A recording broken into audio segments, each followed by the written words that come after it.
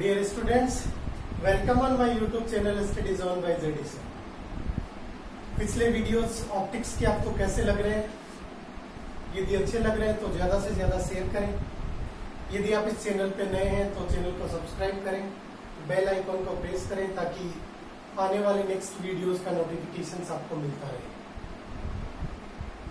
अपन ने last class में discuss किया था मिरर फॉर्मूला और द लेंस फॉर्मूला कैसे डिराइव करेंगे and the lens maker formula कैसे डिराइव करेंगे। अपन ने फॉर्मुलेट किया था लेंस मेकर फॉर्मूला किस टर्म्स में डिवाइड फॉर्मुलेट किया था 1/f equal to μ2/μ1 minus 1 into 1/r1 minus 1/r2 की फॉर्मुलेशन में। देन अपन ने लेंस फॉर्मूला डिराइव किया था in terms of the 1/f equal to 1/v minus 1/u। और उस टाइम पे मैंने तुम्हें एक शॉर्ट ट्रिक बताई थी कि जब भी अपन मिरर को लेंस के साथ कन्वर्ट करेंगे तो क्या करना है, u की जगह पे माइनस u को प्लेस कर देना है। आज अपन उसी से रिलेटेड कुछ फॉर्मुलेशंस पढ़ रहे हैं कि the dependencies of the focal length. It mean जो अपन ने फोकल लेंथ लेंस के लिए डिराइव की थी वो किन किन फैक्टर्स पर डिपेंड करेगी। तो कई बार बोर्ड एग्जामिनेशंस में डायरेक्टली क्वेश्चन पूछा गया है कि राइट डाउन द और explain the factor affecting the focal length of the lens, कि किसी भी दिए गए लेंस की फोकल लेंथ को कौन कौन से पैरामीटर्स अफेक्ट करेंगे उसी के बारे में अपन स्टडी करते हैं। बाद में अपन डिस्कस करेंगे मैग्निफिकेशंस की, then the power of lens की। तो चलिए सबसे पहले मैं बात करना चाहूँ डिपेंडेंसीज में। अपन ने जो फॉर्मूला पढ़ा था वो फॉर्मूला पढ़ा था 1/f equal to it is to be the μ2/μ1। अपन ने यहाँ पे पढ़ा था μ2/μ1 माइनस 1। इसको चाहे तो अपन क्या लिख सकते हैं μ21 माइनस 1 और अपन लिख सकते हैं म्यू रिलेटिव माइनस 1। तो यहाँ पे मैंने म्यू रिलेटिव को डायरेक्टली किस फॉर्म में लिखा है, म्यू की फॉर्मुलेशंस में लिखा है। ये एग्जैक्टली क्या होगा, μ1 और μ2 में जब अपन बात करेंगे तो 1 जो होगी वो वाली फॉर्मुलेशन होगी जहाँ पे आपके पास इंसिडेंट रे है, और 2 वाला मीडियम वो होगा जहाँ पे आपके पास रिफ्लेक्टेड रे है। तो रिफ्लेक्ट होने के बाद जिस फॉर्मुलेशन में जाएगी वो तो सेकंड मीडियम होगा और जिसमें इंसिडेंट ऑब्जेक्ट रखा जाएगा वो फर्स्ट मीडियम होगा। तो इसी के रेस्पेक्ट में अपन कैलकुलेट करेंगे this to be multiplied by 1/r1 minus 1/r2। यहाँ पर r1 और r2 क्या है, जब अपन ने फॉर्मूला डिराइव किया था at that particular moment we are just to be discussing about r1 is the focal length of the first spherical surface and r2 is to be the focal length of the second spherical surface. तो दो spherical surface से अपन ने एक lens बनाया था, तो उन दोनों की रेडियस ऑफ कर्वेचर्स को अपन ने क्या बोला था, r1 एंड r2 के टर्म्स में बोला था। तो चलिए बात करते हैं first point, it is to be the point that is to be affecting the focal length. Here from this formulations we can derive the expression 1/f is directly proportional to mu. इसका मतलब 1/f directly proportional mu होगा यदि से formulations को I can rearrange in this formulations. इसको मैंने rearrange किया कि f is to be inversely proportional to mu. मतलब आपके पास फॉर्मूला क्या आ गया कि किसी भी लेंस की फोकल लेंथ वो लेंस जिस मटेरियल से बनाया गया है उस मटेरियल की परमेबिलिटी जो होगी उसके आपके पास इनवर्सली प्रोपोर्शनल होगा। It is to be f inversely proportional to mu. Mu किस पे डिपेंड करेगा, as per the material of the lens. Normally अपन ग्लास की बात करते हैं तो ग्लास के लिए अपन को पता है म्यू की वैल्यू कितनी होती है, इट इज टू बी 1.5 और 3/2। तो फॉर्मुलेशन उसी रेस्पेक्ट में लेनी है। यदि इसी मटेरियल को आप इसी ग्लास को लेंस को आप किसी अदर मटेरियल से बनाते हैं तो उसके लिए म्यू की वैल्यू कुछ डिफरेंट होगी। It means the first dependency of the focal length it is to be upon the material of the lens, कि जो मटेरियल जिससे लेंस को कंस्ट्रक्ट किया गया है उस मटेरियल पर डिपेंड करेगी। डिपेंडेंसी किस प्रकार होगी, it is to be inversely proportional to the permeability of that particular medium. तो फोकल लेंथ की म्यू के साथ डिपेंडेंसी देखी। नेक्स्ट डिपेंडेंसी की मैं बात करूं, point number 2, it is to be depending upon the colour of light. It means as per the color of light, their wavelength are to be changed. If we are just to be considering कि incident light rays are to be in form of the different colored light. It may be जो colours है वो अपन already देख चुके हैं इन terms of the VIBGYOR. तो VIBGYOR की formulations में आपने देखा तो अपन वायलेट से स्टार्ट करेंगे और रेड तक अपन जाएंगे। तो वेवलेंथ के रेस्पेक्ट में वही फॉर्मुलेशंस अपन देखेंगे। यहाँ पे फॉर्मुलेशन क्या बनेगा, f is directly proportional to 1/μ। It means mu के इनवर्सली होगा, it is to be directly proportional to lambda, because कि अपन को वैसे भी पता है कि म्यू और लैम्डा का रिलेशन क्या होता है, it is to be the inversely proportional. और म्यू और एफ का आपके पास फॉर्मुलेशन क्या होता है, एफ और लैम्डा। यहाँ पर देखना है फोकल लेंथ है, it is not to be the frequency. इस एफ को आपको फ्रीक्वेंसी मत समझ लेना, ये क्या है, focal length of that particular lens है। It means focal length is directly proportional to the lambda wavelength of that particular light rays. That's why we can represent f maximum for the red color, f minimum for the violet color. Reason, lambda is to be maximum for the red color के लिए lambda maximum होता है and it is to be the minimum for the violet color.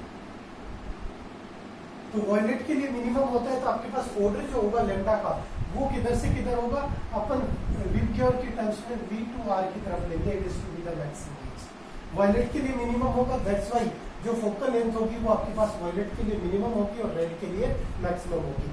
Questions आपको किस form में पूछे जा सकते हैं, कंपटीशन में इस फॉर्म में क्वेश्चंस बन सकते हैं कि when the two light rays are to be incident upon a particular lens, if one light range is to be red color and the another light range is to be violet color or some other color in terms of the blue color, in terms of the कोई भी आपके पास colours की black colour की form में दे देगा, तो ये फॉर्मुलेशंस क्या होगी, then the relationship between their focal length. तो फोकल लेंथ की टर्म्स में रिलेशनशिप पूछ सकता है, तो f is to be directly proportional to lambda। तो lambda r greater it means greatest जो फोकल लेंथ होगी वो रेड कलर के लिए होगी और लोवेस्ट जो होगी वो वायलेट कलर के लिए होगी। तो वह इससे कंपेरेटिव स्टडी के रूप में आपसे क्वेश्चन से बन सकते हैं। Next we are just to be considering the third parameter, it means when we are just to be dipped the entire lens into the liquid. It means जो आप एंटायर फिनोमिना बात कर रहे हो रिफ्लेक्शन की, उसको अपन ने कहाँ पे डिप्ट कर दिया, किसी भी लिक्विड में। Suppose we are just to be constructed a lens और इस पूरे की जो रिफ्लेक्शन फिनोमिना है उसको अपन कहाँ ऑब्जर्व कर रहे हैं, we are just to be dipped into the particular liquid. Liquid आपके पास किसी भी वाटर के टर्म में भी हो सकता है और अदर फॉर्मुलेशंस में भी हो सकता है। तो यहाँ पे क्या ध्यान रखना है, if it's focal length is always to be increase, कि जब भी अपन उसको डिप्ट करेंगे किसमें, किसी भी लेंस को किसी पर्टिकुलर लिक्विड फॉर्मुलेशन में, then the focal length of that particular lens it is always to be increase. तो उसकी फोकल लेंथ हमेशा क्या होगी, आपके पास इंक्रीज ही होगी। अब ये किस तरीके से इंक्रीज होगी, it means dependency on the outer medium, कि जो आपके पास लेंस है उसके सराउंडिंग में जो मीडियम है उस पर भी उसकी फोकल लेंथ डिपेंड करती है। तो मान लीजिए क्वेश्चन यही बन जाए कि the focal length of the lens is doesn't depend on, किस पर डिपेंड नहीं करती, किस पर निर्भर नहीं करती।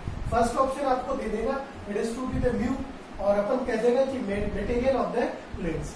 सेकेंड ऑप्शन दे देगा colour of light, third option दे देगा the outer medium, fourth option कोई और अदर ऑप्शन दे देगा। It means the focal length is to be always depending upon all three parameters। यहाँ पर मैं बात करूँ आउटर मीडियम की, तो उसके रेस्पेक्ट में अपन, क्योंकि मीडियम चेंज होगा it means the reflective index are also to be changed. तो एक तो अपन ने रिफ्लेक्टिव इंडेक्स को अज्यूम किया in terms of the mu inside and another in terms of the mu outside. Here we are just to be considering the three special cases जो directly competition exams में जो भी students NEET और JEE देने वाले हैं, be careful about it.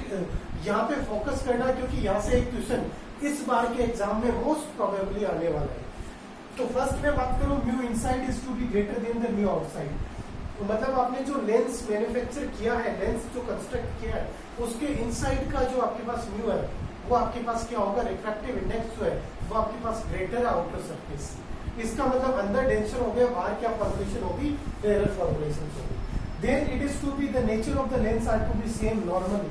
यदि convex lens है तो वो कॉन्वेक्स की तरह ही बिहेव करेगा और कॉनकेव है तो वो कॉनकेव की तरह ही बिहेव करेगा। इट मींस लेंस के नॉर्मली बिहेवियर के लिए आपके पास रिफ्रैक्टिव इंडेक्स की फॉर्मुलेशंस क्या होनी चाहिए, the refractive index of the inside is to be greater than the refractive index of the outside. That's why normally अपन वैक्यूम या फिर एयर के रेस्पेक्ट में ही रिफ्लेक्शन फिनोमेना की स्टडी करते हैं। Next we will discuss about the special point number 2, case number 2। In this case, mu inside is to be less than the mu outside. It means अब अपन ने क्या कर दिया, रिफ्रैक्टिव इंडेक्स को change कर दिया, mu inside जो है it is to be less than the mu outside। तो बाहर का मीडियम तो डेंसर हो गया, अंदर का मीडियम क्या हो गया, रेयर हो गया। तो जैसे ये फॉर्मुलेशंस बनी तो अपन ने जो नॉर्मली लेंस को कंस्ट्रक्ट किया था it is to be constructed with respect to the vacuum. इसका मतलब वहां पे रिफ्रैक्टिव इंडेक्स 1 था आउटसाइड का और अंदर का कितना था, 1 था। जैसे ही आपने इन दोनों को रिवर्स कर दिया, here the outside mu is to be greater than that inside mu. It means refractive index of the surrounding medium. It is to be greater than the refractive index of the lens. तो आपके पास जो lens की phenomena होगी, it is to be just opposite to the normal formulations. मतलब आपके पास convex जो lens होगा, it is to be behaving as the concave, and the concave lens it is to be behaving as the convex.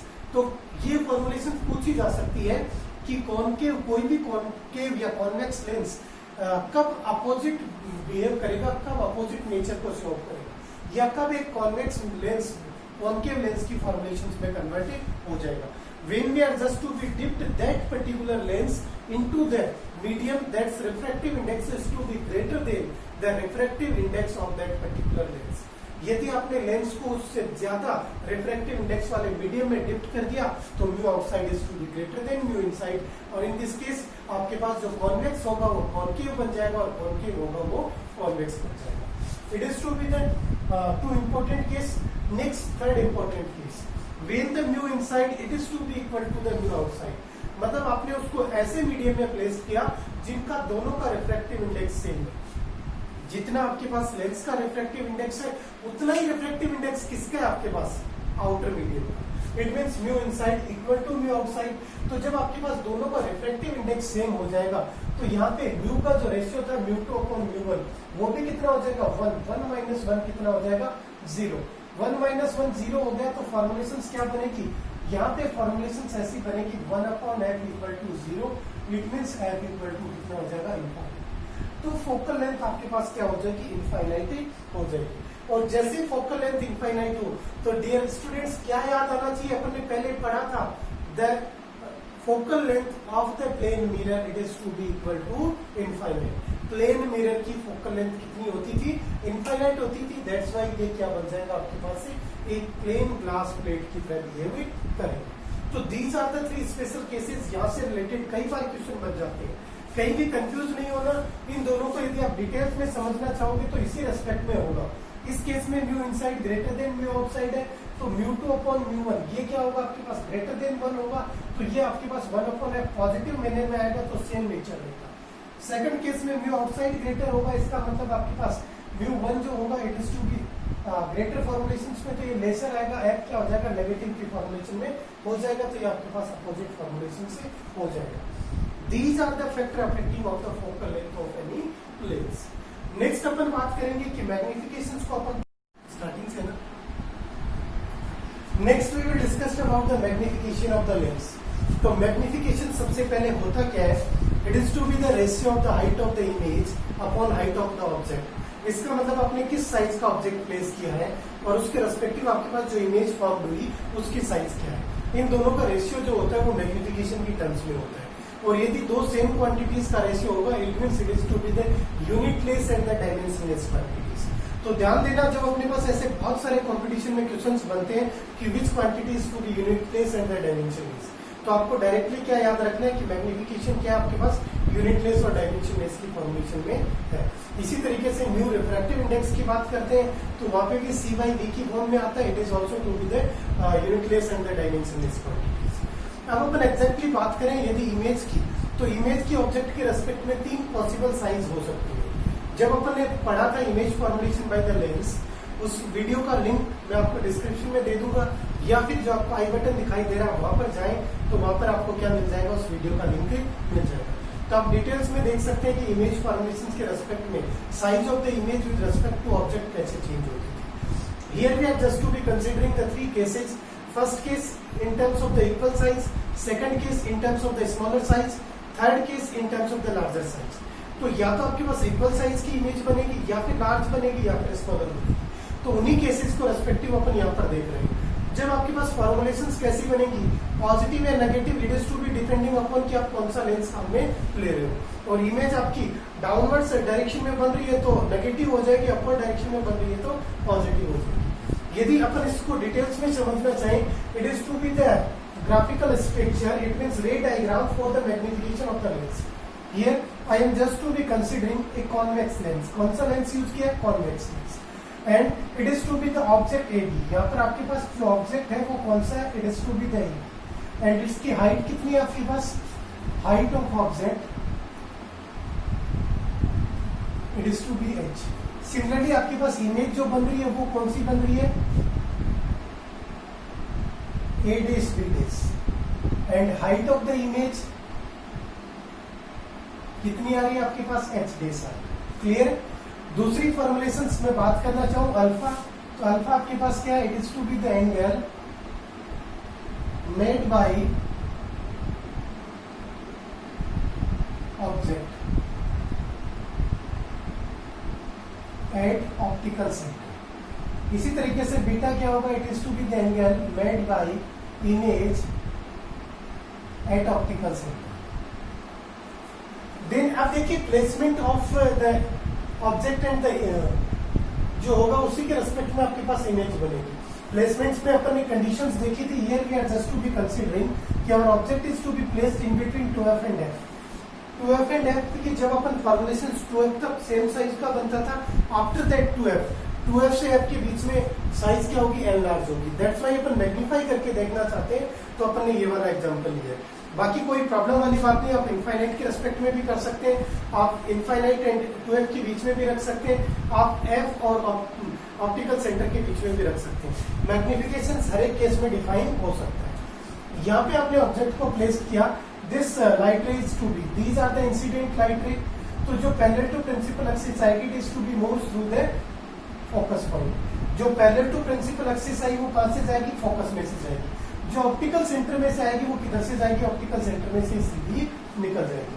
Then at that particular point they are to be intersecting, it means at that particular point they are to be forming a image। ये अपन already देख चुके हैं कि image कब form होगी, when the two incident light rays are to be after reflection they are to be intersecting at a particular point, it means at that particular point our image is to be constructed।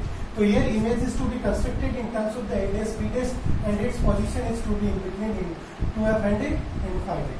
ये अपन already देख चुके हैं बिल्कुल formulations. अब यहाँ पे ध्यान क्या देना है कि अपन ऑलमोस्ट स्टूडेंट्स रट के जाते हैं, तो वो एक ही डायग्राम रट के जाते हैं, उसी के अकॉर्डिंग करते हैं। फिर एग्जामिनेशन में ये होता है कि प्लेसमेंट ऑफ द ऑब्जेक्ट भूल जाते हैं, तो उसको कोई f पे कर देगा, कोई 2f पे कर देगा, और इधर भी कुछ और फॉर्मुलेशंस।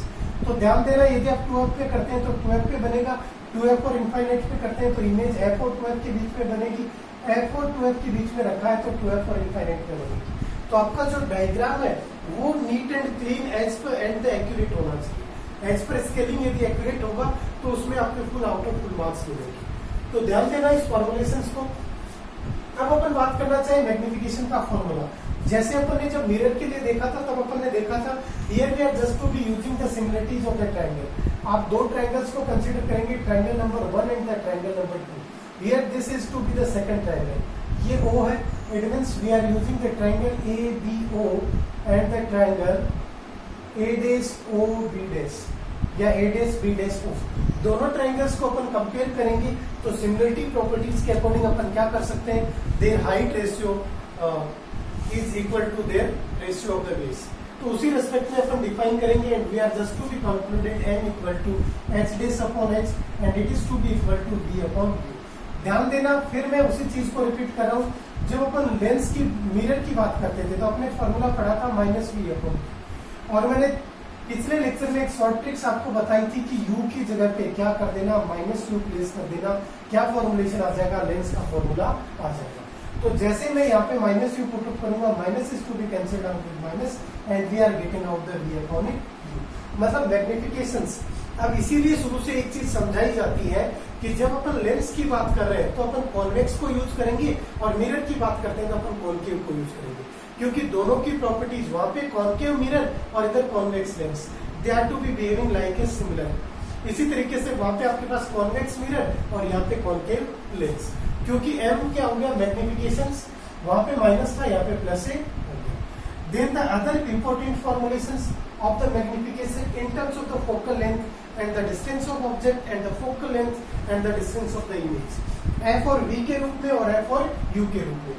तो m equal to f upon f plus u equal to f minus v upon f। ये फॉर्मुलेशन तब यूज करना है जब आपको फोकल लेंथ और u दे रखा हो और m पूछे, या फिर m और f देकर u पूछे, या फिर m और u देकर f पूछा जाए। बस ये फॉर्मुलेशन, हालांकि इससे करोगे तो भी हो जाएगा, but here we are just to be preparing for the competition examinations, that's why अपना टाइम जो है वो अपन को सेव करना है। और टाइम सेव कब होगा, at for that particular formulation we are having the some concluded result. तो यहाँ पे कॉन्क्लूडेड रिजल्ट क्या है, f upon f plus v। यदि आप इसका डेरिवेशन देखना चाहो तो मैंने मिरर में इसका डेरिवेशन कर रखा, मैग्निफिकेशन ऑफ द मिरर। उस वीडियो का लिंक भी मैं आपको इसके डिस्क्रिप्शन में दे दूंगा और आई बटन में भी ऐड कर दूंगा ताकि आप इजीली उसको देख सको। जब आपको फोकल लेंथ और v दे रखा हो तो f minus v upon f की टर्म्स में आएगा। यदि मैं बात करूं मोटे मोटे m की फॉर्मुलेशंस में कंक्लूड करना चाहूं इन सारी चीजों को, तो मैग्निफिकेशंस की दो ही वैल्यू पॉसिबल है, इट मे बी पॉजिटिव और it is to be negative. ठीक है, अब ये नहीं कि it is to be equal to 1, less than 1, greater than 1, यह सारी पॉसिबिलिटीज है। जब आप पॉजिटिव के रेस्पेक्ट में देखेंगे तो फिर से आप इसको तीन कैटेगरीज में डिवाइड कर सकते हैं। m की वैल्यू m की वैल्यू 1 हो सकती है, m ग्रेटर देन 1 हो सकता है, m लेस देन 1 हो सकता है। इन फॉर्मुलेशंस को बार बार रिपीट करने की जरूरत नहीं है। 1 कब होगा, जब अपन 2f पे रखेंगे height of image equal to height of object होगा। ग्रेटर देन 1 कब होगा, इसका मतलब मैग्निफिकेशन ग्रेटर है तो height of image is to be greater. It mean जब आप ऑब्जेक्ट को 2f से f के बीच में रखेंगे तो आपके पास m ग्रेटर देन 1 होगा। m लेस देन 1 कब होगा, जब आप ऑब्जेक्ट को किसमें, इनफाइनाइट और 2f के बीच में प्लेस करेंगे। It means height of image is to be less than height of a object. अपन बात करना चाहते हैं पॉजिटिव और नेगेटिव की। तो देखिए इसी फॉर्मुलेशंस की बात करूं, वर्चुअल और इरेक्ट इमेज और रियल और इन्वर्टेड इमेज। जहां पर आपकी इमेज रियल और इन्वर्टेड बन रही होगी वहां पर आपके पास m की वैल्यू नेगेटिव होगी, और जहां पर आपके पास वर्चुअल और इरेक्ट बन रही होगी वहां पर आपके पास क्या फॉर्मुलेशन होगी, पॉजिटिव होगी। यदि मैं कॉन्वेक्स लेंस की बात करूं तो कॉन्वेक्स लेंस में देखिए यहाँ पे इमेज कैसी बन रही है, these light rays are to be intersecting at that particular point. It means ये exactly किसी एक पॉइंट पर इंटरसेक्ट कर रही है। It means our formed image is to be the real image. ये इमेज रियल है, दैट्स व्हाई m क्या होगा, it is to be negative. तो कॉन्वेक्स लेंस के लिए m कैसा होगा, आपके पास नेगेटिव होगा। वहां पर कॉन्केव के लिए होता था, यहाँ पर m की वैल्यू क्या होगी, नेगेटिव होगी। और वैसे भी आप देख सकते हो कि इमेज किधर बन रही है, डाउनवर्ड डायरेक्शन में, तो माइनस होगा। इधर ये ऊपर है अपवर्ड डायरेक्शन में, दैट्स व्हाई प्लस होगा, तो रेशियो होके नेगेटिव आएगा। इसी तरीके से यदि मैं इसकी जगह पे कॉन्वेक्स की जगह कॉन्केव यूज करता तो मेरे पास फॉर्मुलेशंस कैसी बनती, ये आपके पास कॉन्केव की फॉर्मुलेशंस होती। Here it is to be the light rays are to be incident, इस पर्टिकुलर पॉइंट पर इंसिडेंट होती और वो इस तरीके से एक्सपेंड होती। देन ये जो ऑप्टिकल सेंटर में से जाती है, it is to be forming the image. यहाँ पर ये हाइट ऑब्जेक्ट है और ये आपके पास इमेज है। तो देखिए दोनों ही अपवर्ड डायरेक्शन में बन रही है। इट मींस दोनों की फॉर्मुलेशंस क्या होगी, पॉजिटिव। तो अपन positive h dash upon h करेंगे तो आपके पास फॉर्मुलेशंस भी क्या बनेगा, पॉजिटिव। दैट्स व्हाई जब अपन कॉन्केव लेंस यूज करेंगे तो m की वैल्यू पॉजिटिव होगी और वहां पे इमेज कैसी बनेगी, वर्चुअल इमेज बनेगी, और वर्चुअल बनेगी तो इरेक्ट बनेगी। तो किसी भी तरीके से आप फॉर्मुलेशंस को रिमेंबर रख सकते हैं कि m की वैल्यू पॉजिटिव किसके लिए होगी, या तो लेंस के रेस्पेक्ट में रखें या फिर उसकी इमेज से उसको डिराइव कर दें। दोनों फॉर्मुलेशंस बिल्कुल प्रॉपर है, कोई डाउट वाली बात ही नहीं है। नेक्स्ट अपन बात करते हैं टाइप्स ऑफ द मैग्निफिकेशन। अभी तक अपन ने जो पढ़ा, it is to be in terms of the linear magnifications. Linear it means आपने लेंथ के रेस्पेक्ट में लिया, that's why it is to be called the linear magnifications, जिसको अपन रेखिक आवर्धन बोलते हैं। Next we will discuss about the angular मैग्निफिकेशंस।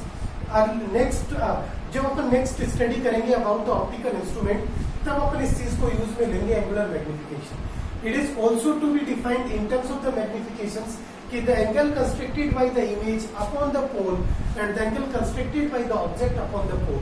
The ratio of the both the angles, it is to be defined in terms of the angular magnification. And it is to be in terms of the beta upon alpha. Here beta it is to be this angle. It means it is to be constructed by this image on that particular pole. Alpha it is to be the angle constructed by this object into that particular optical center. That's why it is to be the ratio in terms of the beta और alpha. और जब अपन derive करेंगे कि angles की terms में लेना है तो अपन क्या कैलकुलेट करेंगे, tan थीटा कैलकुलेट करेंगे, ये एंगल को स्मॉलर मानेंगे और उसके रेस्पेक्ट में डिराइव कर लेंगे। तो फॉर्मुलेशंस आप कैसे भी डिराइव कर सकते हैं। मैग्निफिकेशन के रेस्पेक्ट में जो कॉन्सेप्ट आपको ध्यान में रखने हैं वो इसी रेस्पेक्ट में आपको ध्यान में रखना है।